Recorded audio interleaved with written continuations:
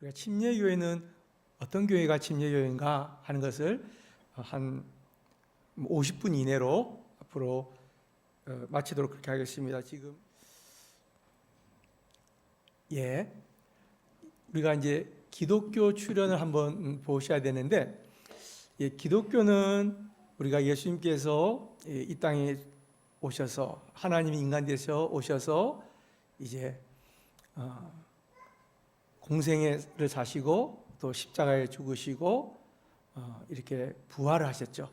그래서 예수님의 제자들이 부활하신 예수님을 경험하고 이제 그 십자가의 속죄가 예수님이 하나님이셨고 하나님이 인간이 되신 분이구나, 그리고 그분이 나의 죄를 위하여 십자가에 속죄하신 것이 맞구나. 왜냐하면 예수님은 부활하셨기 때문에, 누구에 의해서 다시 사신 것이 아니라 스스로 살아나셨기 때문에 그분이 하나님이시구나 하면서 부활의 주님에 대한 믿음을 고백하죠.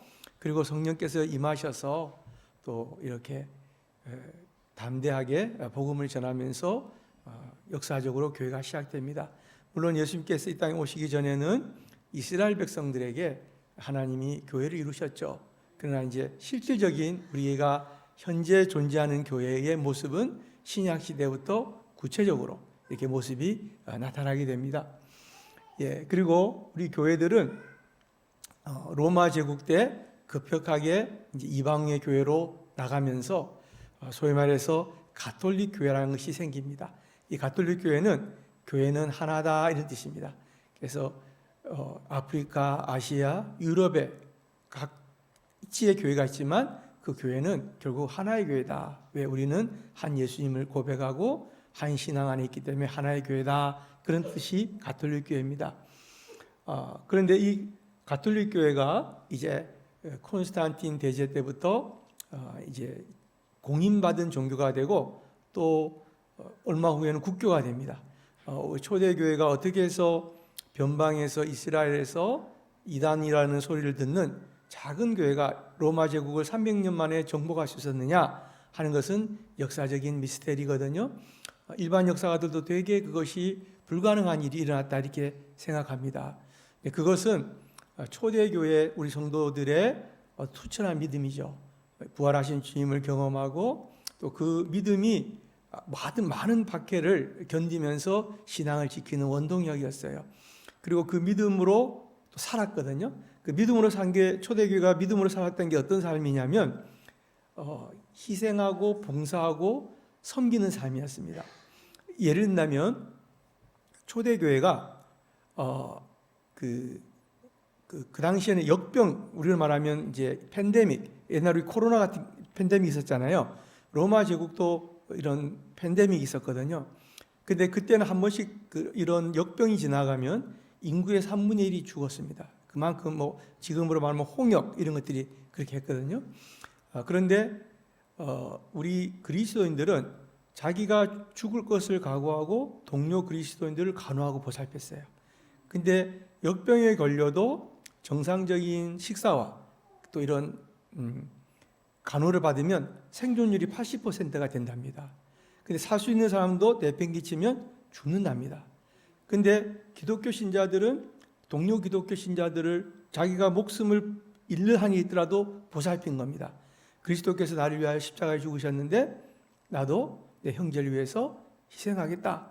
그 주님의 은혜가 감격하고 너무 넘쳐서 나는 마땅히 주님 따라서 주님 가신 길을 나도 가야 한다 하고 섬긴 겁니다. 근데 그리스도인만 섬긴 것이 아니라 이방인들도 섬긴 거예요. 그러다 보니까 AD 170년경에 로마시의 기독교 인구 비율이 0.4%였답니다. 그래서 10,000명의 도시가 있다면 9,960명은 불신자고 40명만 그리스도인이었는데, 이게 역병이 한번 지나고 나면, 그러니까 일대 그게 249인가 그래 되는데, 역병이 한번 지나고 나면 그리스도인들은 생존율이 80%니까 40명에서 한 30 몇 명 사는 거예요. 2명 정도. 근데 불신자는 9,960명에서 한 6,000명대로 줄어들어요. 그렇게 되면 일대 또 140, 150 정도가 된답니다. 그러면서 이게 한 100년이 지나면 1대 8 정도로 줄어든다고 하네요. 그리고 이제 그게 역병이 주기적으로 있었기 때문에 로마 제국은 길이 이렇게 잘 돼 있고 그 상업이 발달했거든요. 근데 치안이 확보돼 가지고 그 로마 제국은 이렇게 상공업이 굉장히 발달했습니다. 상업이 또 평화 시대였기 때문에 그러다 보니까 이 한번 병이 퍼지면 국제적으로 확 퍼졌다는 겁니다. 그런데 기독교 신자들의 그런 희생적인 사랑을 보면서 이방인들이 되게 감동을 받았다는 겁니다. 또 심지어는 그리스도인들은 동료 그리스도인들이 죽으면 이 장사를 지냈다는 거예요. 근데 로마 제국 시대 때, 초대교회 시대 때 그 무덤에 묻힐 수 있는 사람이 그렇게 많지 않았나 봐요. 그게 쉽지 않았던 것 같습니다. 부자들만 묻힐 수 있었는데 일반 백성들은 그냥 던져진 겁니다. 그러면 이제 보통 까마귀들이나 동물들이 와서 잡아먹고 그랬는데 하나님의 피조물이 이렇게 존엄을 지켜야 한다 해가지고 묻어줬다는 거예요. 그러다 보니까 이 교회가 이제 서양에는 교회 마당이 무덤이지 않습니까? 그때부터 이제 이렇게 전통이 내려온 것 같습니다. 그러니까 이방인들이 볼 때는 너무 신기한 겁니다. 저기 그리스도인들은 다들 가난한데도 굶어 죽는 사람이 없고 오히려 우리는 힘든 사람이 많은 거예요. 그러니까 또 이렇게 자기들이 죽을 것을 두려워하지 않고 보살피고 이러니까 너무 그 파급 효과가 큰 겁니다. 그래서 기독교가 로마 제국을 300년 만에 정복하게 돼요. 그래서 콘스탄틴이 기독교를 공인하면서 거의 국교처럼 해주거든요. 그 다음에 60년 지나서 380년에 기독교가 국교회가 됩니다. 그러자 이제 교회가 조금 더 타락하게 되죠. 이제 어떤 기득권이 되다 보니까 그러면서 또 소로마 제국, 동로마 제국이라고 해서 유럽과 원래 로마 제국은 유럽, 아시아, 아프리카를 다 이렇게 아우르는 제국이었는데 유럽과 아프리카와 아시아가 이렇게 떨어져 납니다. 그때 서쪽에 있는 로마 가톨릭 교회는 교황은 오로지 로마 교회 감독이 교황이다. 그래서 로마 가톨릭 교회가 되고 우리가 말하는 정교회, 이 러시아 또 그리스 정교회는 그런 게 어디냐? 교황이란 것은 아주 대륙을 대표하는 교회의 감독에게 붙여진 명예로운 호칭인데 왜 로마 교회 감독만 담임 목사만 교황이냐? 이러면서 나눠지게 돼요. 나눠져서 이제 두 이렇게 교회가 생겼습니다. 그 이후로 한번 봐주시면은 그러다가 이제 1517년 마르틴 루터가 종교개혁을 하죠. 그래서 이 천주교가 1000년 동안 쭉 지내오는데 성경적이지 않는 믿음을 교회가 가르치는 거예요. 예를 든다면 우리가 믿음으로 하나님의 은혜로 구원받는데 믿음뿐 아니라 인간이 선행을 해야 구원 얻는다 이렇게 가르치니까 아니 성경에는 분명히 너희가 그 은혜로 인하여 믿음으로 말미암아 구원 얻었는데 너희에서 난 것이 아니고 하나님의 선물이라 그랬고 누구든지 저를 믿는 자마다 멸망치 않고 영생을 얻는다 했는데 우리가 선행이라는 것은 예수 믿는 사람이 당연히 믿음의 표식으로 믿음이 있는 사람이 당연히 나타나는 것이 그리스도인의 삶이죠. 그래서 그리스도인들은 예배드리고 기도하고 또 전도하고 봉사하고 헌금하고 또 세상에서 빛과 소금의 삶, 윤리적인 도덕적인 삶을 사는 사람이 그리스도인인데 그런 삶의 원동력은 믿음이거든요. 근데 그 믿음이 우리를 구원하고 그 믿음이 있느냐 없느냐 그것은 우리의 삶에 의해서 이게 말하자면 증거가 되는 거다, 입증이 되는 거다. 그런데 가톨릭 교회는 이 삶까지 다 해야만이 온전히 구원받고 이걸 다 못하면 연옥에 간다, 지옥과 같은 곳을 간다 이렇게 주장했단 말이죠. 그러니까 성경적인 교회를 해야 한다 하면서 루터가 종교개혁을 했는데 그게 성공하게 됩니다. 그래서 이제까지 서양에서는 이제 개신교가 생기고 또 갑자기 개신교가 나오면서 영국에는 성공회가 생기고 또 스위스에서는 장로교가 생겨요. 그리고 영국의 청교도들 가운데 17세기에 회중교회, 침례교회, 또 영국 장로교회가 생깁니다. 이 청교도들이라는 것은 뭐냐면은 영국 성공회가 너무 천주교적이니까 가톨릭적이니까 개신교적으로 돼야 된다. 개혁을 주장했던 사람인데 이들의 주장이 엘리자베스 국왕이 안 받아주면서 이제 그들이 이제 개혁이 안 됐죠. 그래서 대다수의 청교도들은 장로교주의자들이었는데 성공회를 장로교로 바꾸려 했는데 그것이 이제 무산되니까 그냥 성공의 목사로 살았고 일부가 나와서 영국 장로교를 만듭니다. 그래서 17세기에 이제 또 세워진 교단은 회중교, 침례교, 장로교예요. 근데 영국 그리스도인들이 미국으로 이민을 가요. 미국에 이민 가서 거기서 각자 교단적인 배경을 가지고 신앙생활을 합니다. 근데 한국에 온 선교사들은 미국에서 온 선교사들이거든요. 그래서 미국에서 온 선교사라서 우리 한국 교회는 처음부터 교파적인 교회입니다. 유럽 교회는 국가교회 체제가 많습니다. 지금도 루터 교회는 독일의 국교회고 성공회는 영국의 국교회입니다. 근데 미국은 원래 침례교, 감리교, 장로교 이렇게 쭉 원래부터 있는 그 토양에서 우리 한국의 개신교가 시작돼서 한국은 처음부터 교파교회, 교단교회로 시작을 하게 됩니다. 교단이 뭐냐? 교단이란 것은 왜 존재하냐? 하나님이 한 분이고 성경이 하나고 예수님이 한 분인데 왜 여러 다양한 교단이 있느냐? 그것은 교리가 다르기 때문에 그래요.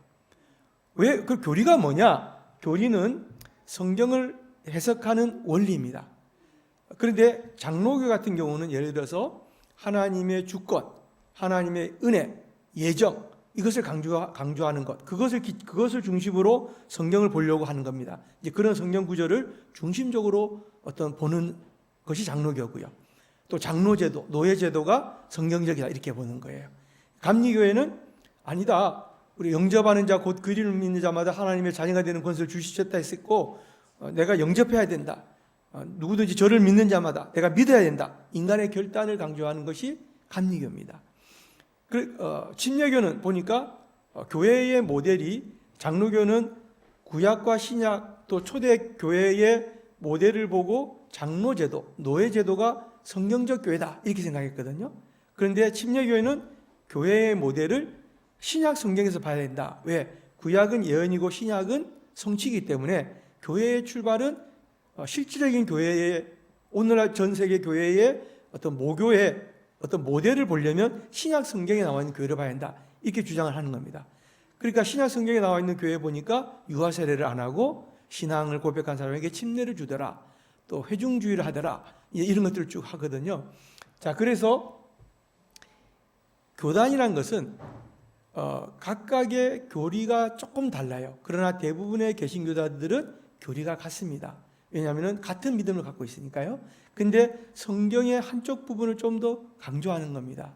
그러다 보니까 교단이라는 것은 서로를 인정해 주는 거예요. 교단주의라는 것은 장로교는 침례교를, 감리교를, 성결교를, 순복음을 다 하나님의 교회를 인정합니다. 침례교도 마찬가지입니다. 왜? 나머지 교단들이 다 성경에 기초를 하고 있고 대부분 같은 신앙을 갖고 있는데 약간의 그런 이제 차이점이 있는 것뿐이다. 그런데 그것도 다 성경에 기초하고 있기 때문에 잘못된 것이 아니다. 근데 이단들은 성경에 기초하지 않아요. 이단들은 성경을 이용하는 겁니다. 예를 들면 신천지나 여호와의 증인이나 또 통일교나 이런 이단들은 이 성경을 이용해서 이만희를 신격화하는 거예요. 보혜사로 만들고 또 문선명이가 하나님처럼 되게 만들고 또 장길자가 하나님이라고 그러고 이런 것들이 전부 다 이단들은 성경에 기초해서 신앙하는 것이 아니라 자기들의 목적에 따라서 그 교주를 하나님처럼 만들기 위해서 성경을 이용하는 사람들이에요. 그러니까 이단은 처음부터 다른 사람들입니다. 끝이 다르다기보다는 목적이 다른 사람들이에요. 그래서 이단은 저희들이 인정하지 않습니다. 교단은 인정한다. 왜? 교단은 하나 진리의 말씀인 하나님 말씀을 기초해서 믿고 그 믿음에 있어서 특별히 이쪽 부분에 우리는 좀 더 강조해서 성경을 보려고 한다라는 그 차이점 때문에 그렇습니다. 그러면 목사님, 그래 교단이 없이 교회가 하나 되는 게 좋지 않을까요? 이제 그런 생각을 가질 수 있잖아요. 통일되면 좋지 않을까요? 실제로 우리 한국에 처음에 왔던 언더우드 아펜젤러 이런 장감 선교사들이 한국의 교단을 통일시키려고 그랬어요. 하나의 교단으로 만들어주고 자기들이 미국 가려고 그랬는데 미국 본토에서 그것을 반대했습니다. 그래서 교단 교회가 됐는데 근데 이 교파로 나눠진 것이 꼭 나쁜 건 아니에요. 왜 그러냐면 어떤 사람은 장로교 체질이 맞아요. 신앙이. 어떤 사람은 순복음이 체질이 맞아요. 순복음 막 기도 열심히 하고 성령 받고 막 방언하고 해야지 예배 드리는 것 같거든요. 또 장로교는 좀 조용하지 않습니까? 그렇게 예배 드리고. 근데 막 엄청 조용하게 예배 드리는 장로교, 또 엄청나게 막 열정적인 순복음, 이것보다 이것도 조금 있고 저것도 조금 있다면 침례교거든요. 그러니까 이 자기가 취향에 맞게 교회 생활을 할 수 있기 때문에 전체적으로 보면 하나님의 나라가 확장되는 겁니다. 그래서 교단이 순기능이 더 많습니다. 그래서 너무 뭐 비판적으로 왜 하나의 교회가 이렇게 개신교는 갈라졌냐 이렇게 할 수도 있지만은 또 나름대로 하나님 믿는 사람들의 취향에 따라서 그 교단에 소속한 교회에서 믿음 생활을 할 수 있기 때문에 순기능이 많다 이렇게 볼 수 있습니다. 예, 우리 침례교 한번 개관을 잠깐 말씀드리면 전 세계에서 가장 큰 교단이 어느 교단일까요? 개신교 중에서. 맞습니다. 침례교입니다. 침례교가 왜 제일 크냐면은 이제 성공회나 루터교회 같은 경우는 우리나라에서는 성공회나 루터교회가 작지만 그래도 전 세계적으로는 큰 교단인데 영국이나 독일 같은 경우는 실제로 교회에 출석하면서 신앙생활하는 성도가 아니라 그냥 나는 옛날에 불교 신자가 아니면서 불교 신자다 이렇게 말하듯이 그런 식의 교인들이 많아요. 그러니까 실질적으로 교회를 안 다녀요. 그런데 우리 침례교나 장로교나 감리교는 믿음을 기초로 신앙생활하는 복음주의 교단이거든요. 그러니까 복음주의 교단은 믿음을 회심을 기초로 신앙생활하니까 교회 출석도 잘하고 열정적인 신앙생활하는 그런 교회인 겁니다. 그래서 그렇게 따지면은 실질적인 교인 수도 그렇지만은 또 교회의 어떤 결집력, 그래서 사역 이걸 따지면 전 세계에서 가장 큰 교단이 침례교회예요. 교인 수가 제일 많은 것은 순복음입니다. 전 세계적으로 교인 수만 놓고 보면 순복음이 제일 많지만 이 재정이라든지 사역이라든지 이런 걸 다 하면 침례교회가 가장 큽니다. 미국에서는 장로교보다 침례교가 10배 이상 큽니다. 그 다음에 원래 미국의 하버드 예일 대학교를 만든 회중교회가 있어요. 그 회중교회보다 침례교회가 30배 이상 큽니다. 그래서 미국 남침례교회 단일교회가 쓰는 해외 선교 자금이 미국 개신교단 전체를 합한 것보다 많습니다. 그래서 침례교회가 전 세계적으로 성도 수도 많고 그리고 사역이나 이런 활동이 제일 활발한 교회가 침례교회다. 한국은 장로교가 아주 월등히 많죠. 한국은 모든 개신교단을 다 합쳐도 장로교가 안 됩니다. 감리교, 성결교, 순복음, 침례교 싹 다 합쳐도 장로교를 못 따라가요. 장로교가 60% 돼요. 그러니까 이제 한국은 장로교 이렇게 생각하죠. 근데 전 세계적으로 보면 침례교가 가장 강대한 교회다. 할렐루야. 그렇게 보시면 됩니다. 자, 우리 침례교는 한 7,500만 명 정도가 있는데요. 한번 계속 넘겨봐 주십시오. 우리 침례교를 보면은 미국의 침례교회가 전 세계 침례교회의 한 절반 됩니다. 여러분 이제 미국에 흑인들이 있으시잖아요. 아프리칸 아메리칸들. 이 흑인 사회는 그 교회를 중심으로 그 사회가 운영이 됩니다. 실제로 미국의 흑인 사회는 교회가 그들의 공동체의 어떤 핵심이에요. 그래서 흑인 그 커뮤니티, 흑인 어떤 그 공동체는 목사님이 실질적으로 리더예요. 미국의 흑인 공동체는. 근데 미국 개신교 교인의 70% 이상이 다 침례교입니다. 그러니까 미국 흑인 개신교도들이 굉장히 많아요. 왜냐하면 그들은 교회를 통해서 서로 이렇게 사람들이 연결되거든요.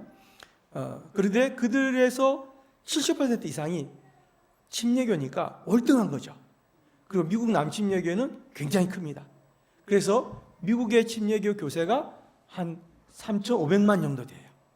한번 넘겨보시고요.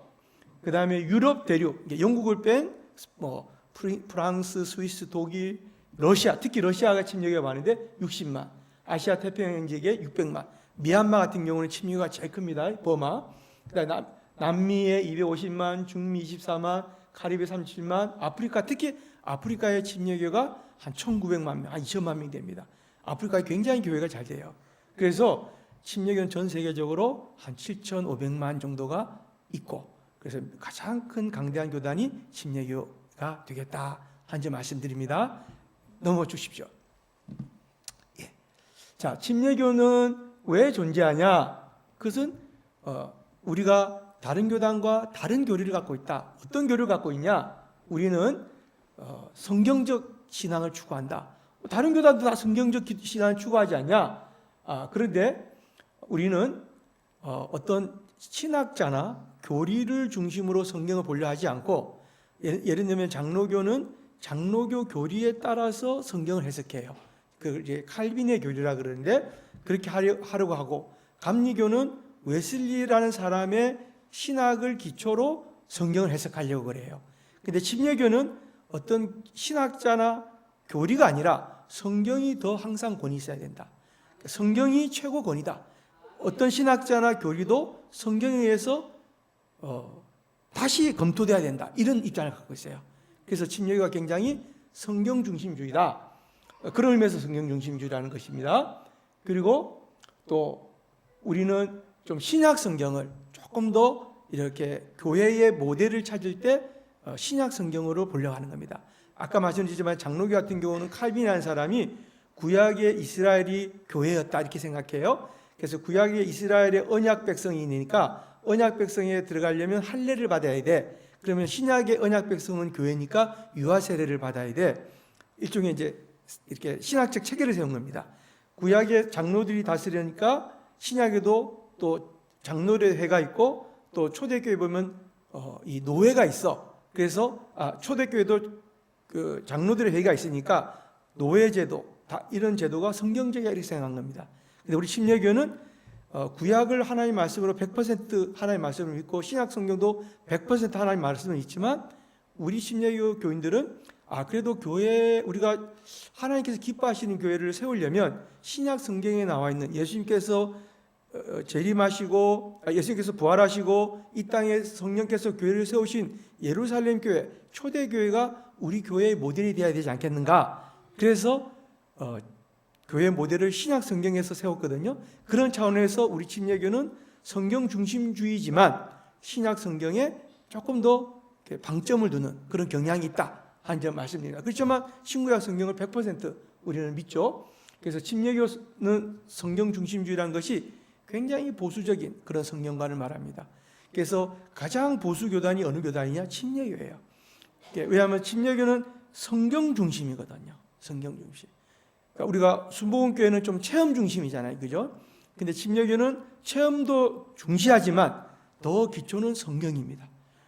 다른 또 장로교 같은 경우는 장로교도 성경 중심이지만 칼빈주의 신학에 의한 성경 중심주의고, 감리교도 성경 중심주의지만 웨슬리 신학에 따른 성경 중심주의거든요. 근데 우리는 칼빈, 웨슬리도 성경이니까 성경주의니까 맞고, 칼빈도 성경주의니까 맞고, 그러니까 침례교 안에서는 장로교적인 신앙, 감리적인 신앙을 다 받아들여요. 왜? 다 성경적이니까. 오순절도 성경에 있으니까 받아들여요. 그러면 침례교는 뭐냐? 실제로 침례교는 교회관에 있어서, 우리는 교회관에 있어서 침례교가 다른 교단과 달리 따로 존재하게 됐다. 우리는 신약 성경적 교회를 세우려는 교단이었다는 것입니다. 그러면 신약 교회를 보니까 어떤 특성이 있느냐? 유아 세례를 안 하더라. 예수 믿는 사람들에게 침례를 주더라. 자, 성도님들, 예수님께서 요단강에서 침례 받으셨을까요? 세례 받으셨을까요? 그렇죠. 물에서 올라오셨죠. 세례 받으려면 요단강에 갈 필요가 없죠. 원래 침례나 성찬, 주의 만찬은 예수님의 부활과 관계된 성례였어요. 우리가 예수님께서 십자가에서 죽으시고 부활하신 것이 기점으로 유대교와 기독교가 확연히 나눠지는데, 유대교는 예수님이 메시아가 아니다. 왜? 메시아는 이스라엘을 강대국으로 만들어주는 것이 메시아다. 근데 우리 예수 믿는 사람은 예수님이 메시아다. 그분이 십자가에 죽으시고 나면 우리를 속죄하셨다. 근데 부활하셨다. 그러니까 예수님이 우리의 주인이시니 우리는 부활한 날 토요일이 아니라 주일날 예배드린다. 그리고 6월절이 기독교의 가장 먼저 절기였고요. 그 다음에 침례가 뭐냐면 십자가에 죽으신 예수님과 더불어 우리도 죽고 부활하신 주님과 더불어서 다시 살아난 뜻이에요. 그래서 초대교회의 침례식은 침수였습니다. 물에 잠기는 것이었어요. 그런데 그것이 이제 세례 형식으로 바뀐 것은 기독교가 막 빨리 확장되다 보니까 그 초대교회들이 좀 물과 성령으로 거듭난다 할 때 그 물을 개신교는 하나의 말씀으로 해석하는데 이 고대 교회들은 그 물을 침례물로 이해한 겁니다. 그러니까 침례를 받지 않으면 구원을 못 받는다고 생각했던 거예요. 근데 기독교가 막 확장되다 보니까 어린아이들이 일찍 죽잖아요. 그러니까 어린아이들을 천국 보내고 싶잖아요.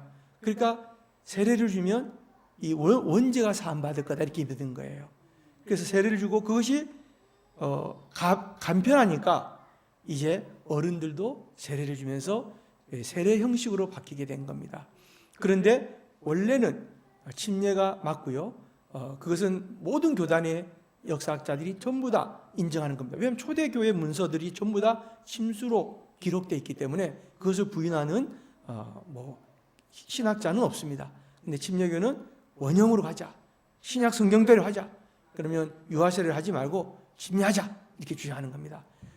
그 유아세례 반대가 참 내용이 많은데 한마디만 더 말씀드리면 지금은 우리가 신앙의 자유가 있고 교회와 국가가 분리된 그런 상태에서 살고 있지만 오랜 기간 유럽은 국민이면 교인이 돼야 된다. 교인이 돼야 국민이 된다. 이런 게 있었거든요. 국가교회 체제에서는. 그럼 교인이 되려면 그러니까 교인으로 등록이 돼야 돼요. 교인으로 등록되는 것이 우리나라 말하면 출생신고하는 거나 마찬가지입니다. 주민등록에 호적에 등록되는 거나 마찬가지인데 그때 등록되는 절차가 유아세례였어요. 그러니까 유아세례를 반대하면 국가 제도를 반대한 사람으로 비춰진 겁니다. 그래서 반역자가 된 거예요. 왜냐하면 국가교회는 국민과 교인이 동일해야 되거든요. 교인이 아니면 국민이 아닌 거예요. 그러니까 유아세례는 이게 신학적인 것뿐 아니라 어떤 사회 정치적인 의미에서도 굉장히 중요한 것이었어요. 근데 침례교인들은 따라서 박해를 받았지만 그래도 우리는 성경적 교회를 해야 되겠다. 그런 믿음으로 박해 가운데서 믿음을 지키고 신자의 침례를 지금까지 하고 있습니다. 할렐루야. 예, 믿음을 고백하고 침례받는 것입니다. 그 다음에 넘어가겠습니다. 이렇게 신학교회를 보니까 예수 믿는 사람들이 교인이더라. 모든 국민이 교회가 아니라 예수 믿는 사람들이 교인이더라. 이게 중생자 교회 회원이고요. 그 다음에 보니까 예수 믿는 사람들이 교회이다 보니 교회는 거룩한 그리스도의 신부더라. 그러니까 교회는 성도들이 잘못하면 그거에 대해서 엄격하게 책임을 묻는 그런 제도가 오랫동안 유지됐는데 20세기부터 침례교뿐 아니라 모든 교단들이 이 치리가 없어졌어요. 이때 치리라는 것은 징계를 말하는데 공식적인 교회가 성도를 징계하는 것을 말해요. 어떤 잘못한 성도에 대해서. 그래서 회개 기회를 주는 건데 이제 20세기부터는 이것이 없어졌습니다. 우리 침례교뿐 아니라 전 세계 교회들이, 왜냐하면 도시화가 되면서 교회들이 서로 많아지면서 이것은 개인의 문제고 이거는 이제 교회에서 어떤 신방이나 상담을 통해서 이렇게 해결하는 쪽으로 교회 문화가 바뀌었고요. 지금은 그렇게 정착이 되어 있는 상태다 하는 점 말씀입니다. 그렇지만 우리가 원래 신자의 교회를 추구했기 때문에 교회 치리가 좀 강한 교단이었다 하는 점 말씀을 드리고요. 그 다음에 침례와 성찬은 우리가 주님의 죽으심과 주님의 재림을 죽으심을 기념하고 또 재림을 또 부활하신 주님과 내가 함께 부활하겠다는 것을 의미하고 또 내가 그런 믿음을 고백하고 하는 이런 의식이다. 상징적인 의식이다 하는 것입니다. 그 다음에 우리가 회중주의, 어떤 교회는 높고 낮음이 없이 모두 다 하나의 직분을 맡은 직분자고 사역자이지 그것이 계급이 아니다 하는 그런 신약 성경적 교회가 그렇더라 하는 것을 말하는 것이고요. 그 다음에 그 회중주의를 실제적으로 적용하다 보니까 민주주의가 됐고 또 개교회주의. 우리 침례교회는 개교회만이 교회로 봐요. 지방회나 총회는 개교회들이 연합해서 사역을 하기 위한 것이지, 제가 PPT를 여기 놔두고 갈 거니까요. 우리 성도님들 원하시면 부목사한테 받으시면 됩니다. 예, 다 드렸습니다. 사진 안 찍으셔도 되겠습니다. 그래서 우리는 지방회나 총회는 이렇게 협력하는 것이지 우리를 뭐 이렇게 이래라 저래라 다스리는 게 아니다, 이렇게 믿는 것입니다. 예, 그것이 우리 침례교 개교회지고요. 그 다음에 우리는 이제 종교의 자유, 종교분리. 자, 침례교회가 가장 먼저 종교의 자유, 국가와 교회가 분리된다. 국가교회는 그 교회 교인이 아니면 박해를 받게 돼 있어요. 교인이 돼야만이 국왕의 신민이 되고 백성이 되는 겁니다. 교인이 아닌 것은 국가교회는 국왕이 교회의 최고 통치자거든요. 실질적으로. 그러니까 국가교회에서 교인이 안 되는 것은 일종의 반역의 행위예요. 그러니까 정교 분리를 주장하는 것은 반역 행위죠.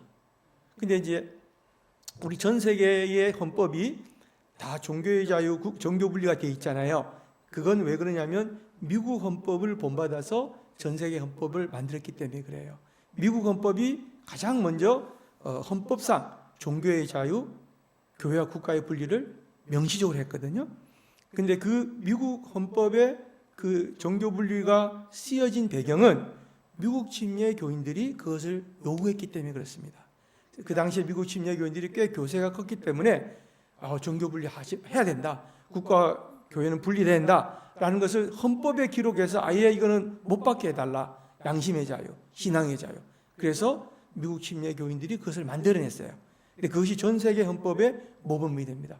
우리 성도님들, 침례교가 엄청난 교단이에요. 그러니까 침례교에 대한 자부심을 가지시기 바랍니다. 예. 내가 이거 한 학기까지는 안 해도 적어도 한 10시간 강의하는 걸 50분에 하는 겁니다. 그러니까 우리 성도님들이 되게 훌륭하신 분들이에요. 그래서 일단 막 넘어가겠습니다. 우리 또 침례교가 해외 선교를 제일 먼저 했어요.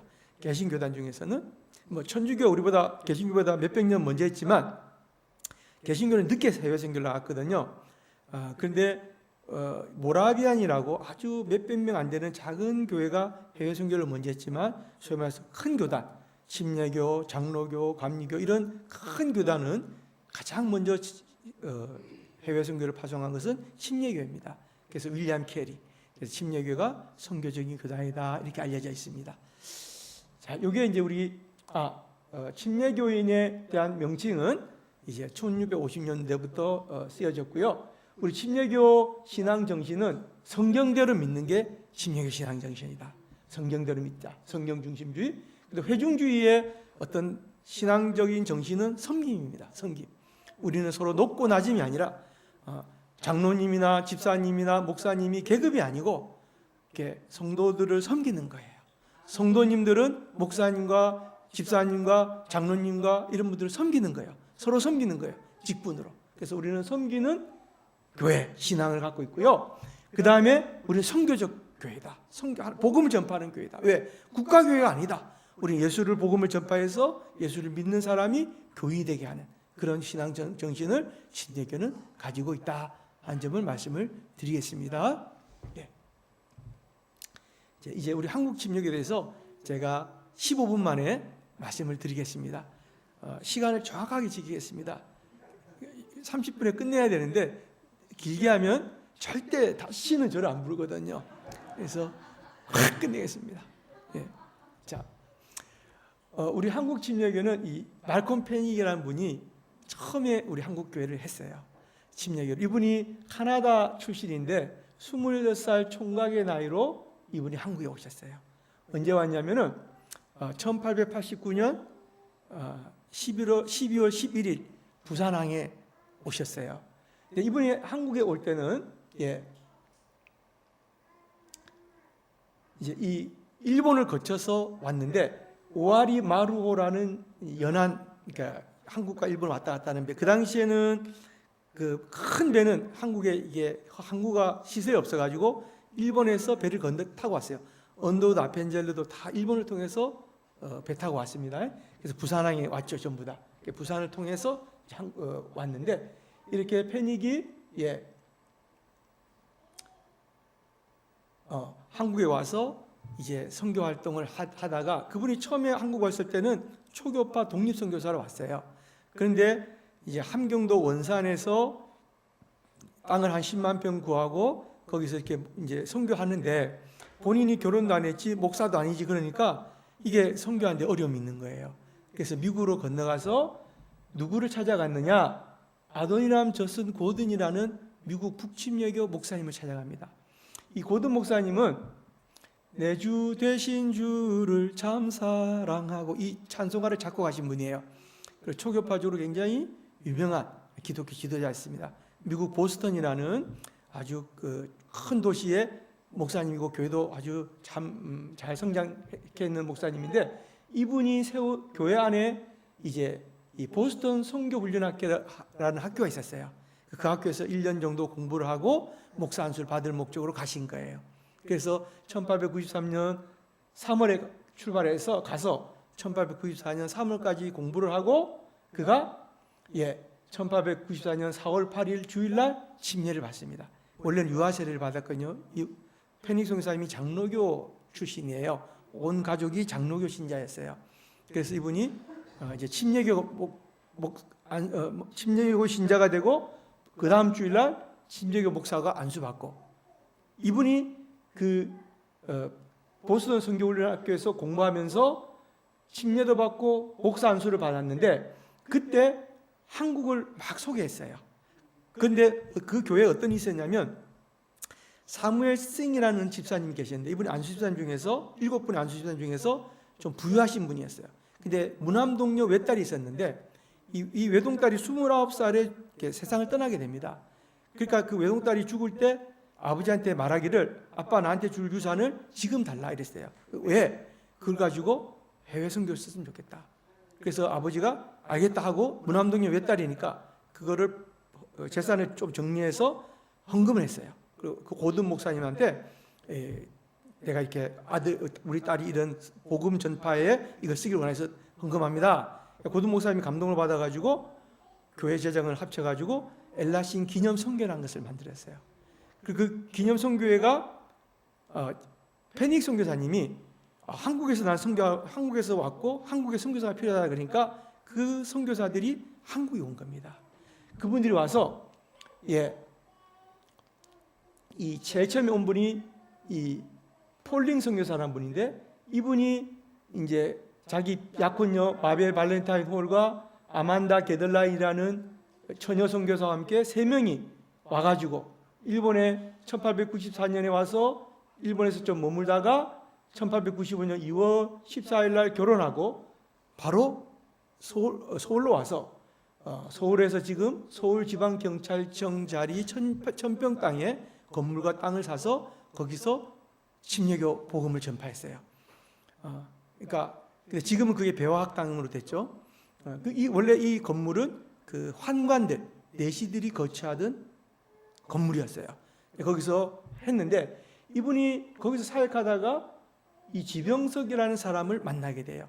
이분이 진짜 예수를 믿은 것을 확인했어요. 그때 막 예수 믿겠다는 사람이 많았는데 폴링 목사님은 침례교 목사님이다 보니까 진짜 예수 믿은 사람에게만 침례 주려고 그랬어요.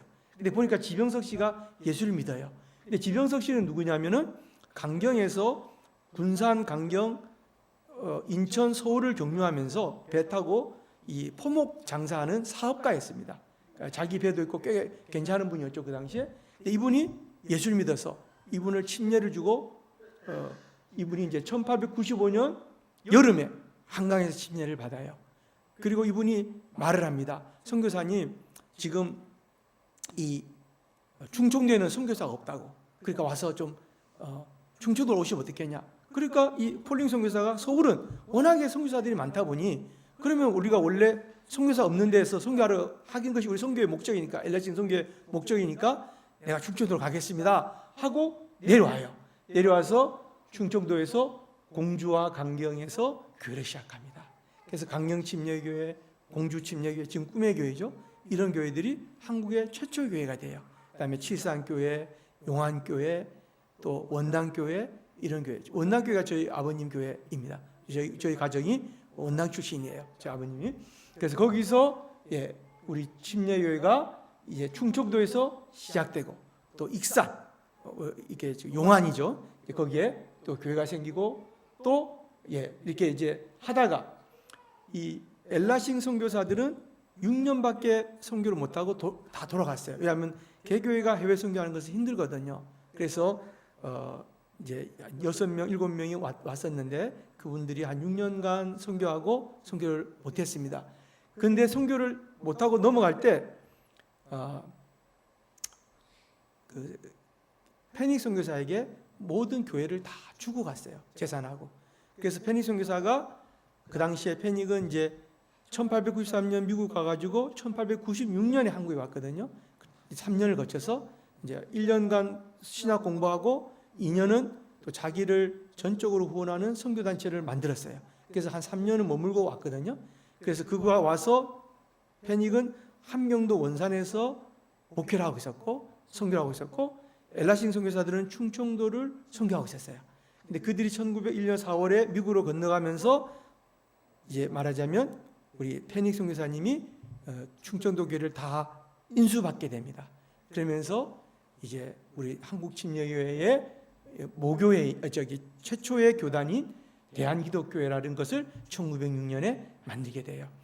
우리 페닉 선교사님은 신앙은 침례교고 그 당시에도 침례회라는 단어가 있었어요. 그 당시에 이 문헌들을 보면 장로회, 침례회, 감리회가 함께 신앙생활했다 이런 게 있습니다. 예를 들면 우리가 1905년 11월 17일 날 을사늑약이 당했거든요. 11월 15일인가? 근데 을사늑약을 일본에 의해서 우리가 외국교인이 박탈당했잖아요.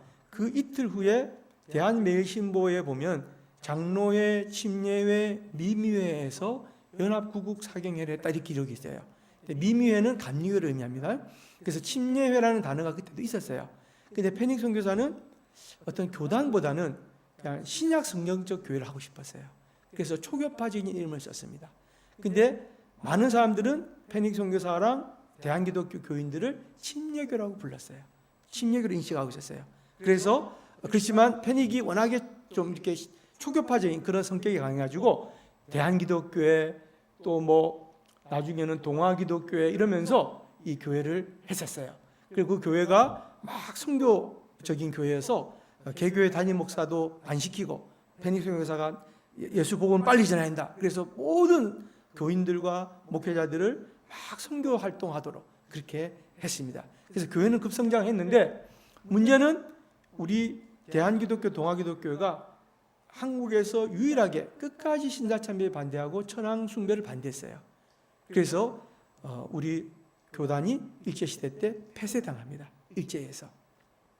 왜냐하면 일본의 궁극적인 목적이 내선일체거든요.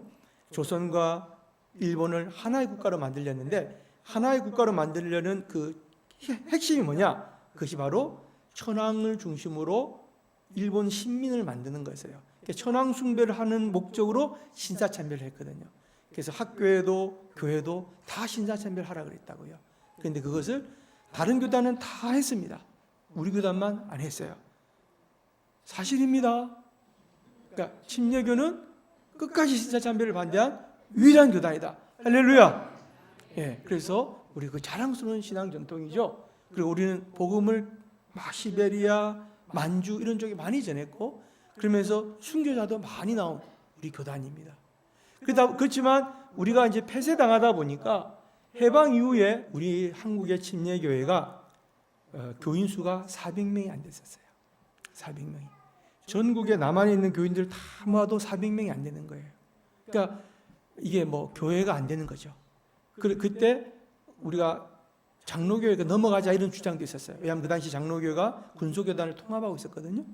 그런데 안 된다. 우리가 피로 순교로 세운 교단이니 지키자. 이런 사람들이 더 많아가지고 재건을 했습니다.